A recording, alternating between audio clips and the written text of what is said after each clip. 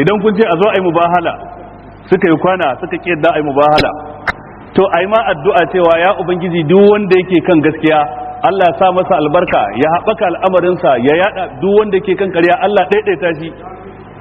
A yi wannan masu faɗa ma a ji yan duk suka kiya, to shikenan kowa ya nuna sun sha kwana kenan, fa inna Allah alimun bil mufsidin. Allah na sanar da mabarnatan kuma zai masa sakamako akan haka.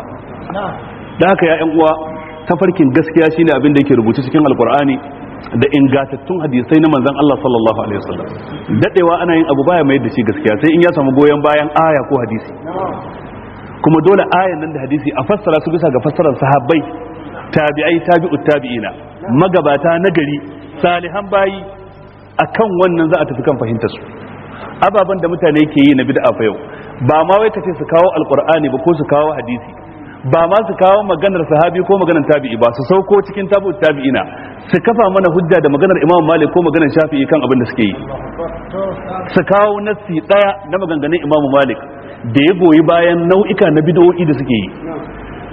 Wallahi tallahi ba za su iya kawo ba. Magana ta Imam Malik, da Imam Malik ya yi rubutu, amma littafi ɗaya Allah ya wa rayuwa cikin abin da ya rubuta shine Muwatta. Sauran littattafansa ba a same su ba tarihi, mudawwana ba wallafarsa ba ce. Tambayoyi ne da Asadul Furat yayi wa Ibn al-Qasim, ya bashi fatawoyi akai. Suhunun Ibn Sa'id ya zo ya rubuce su. A cikin akwai fatawar Malik, akwai ijtihadin Ibn al-Qasim ya saba wa Malik akai. A cikin ma akwai abin da yake da sanadi, akwai abin da baya da sanadi, akwai sahihi, akwai da'ifi. Shi kanshi Suhunun ya so ya samu doguwar rayuwa don ya zo ya ƙara tace mudawwana, ya zubar da abin da bai dace ba, sai Allah ya karɓi rayuwarsa kafin ya kai zuwa ga burinsa. To a cikin ɗauko motsa daga farko har ƙarshe tunda ita ce littafinsa, mu ƙara ma da mudawwana din ba mun sallama shi yayi, bayan ga tarihin da muka baka cewa ba shi yayi ba. Fatawoyi ne da Asadul Furat yayi wa wato ainihin Ibn al-Qasim, Suhunun ya zo ya rubuce su.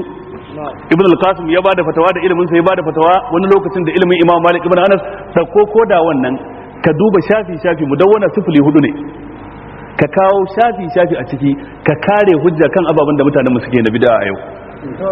Ko ita wazifa din, ko salatul fatin, ko salatul nariya din, ko surkar uku, ko ta 7, ko ta 40, ko maulidin annabin, ko maulidin shehunan, ko ma maulidin waye. Ba ma yake ce Qur'ani ko hadisi ba za su iya kawo babu shi. Ba wai maganar sahabi ko tabi'i ba, ko su wani Hasan al-Basri ko su waye, maganar Imam Malik ko cewa kasa ko su Imam Ahmad bin Hanbal ba za su iya kawo maganar kowa ba kai.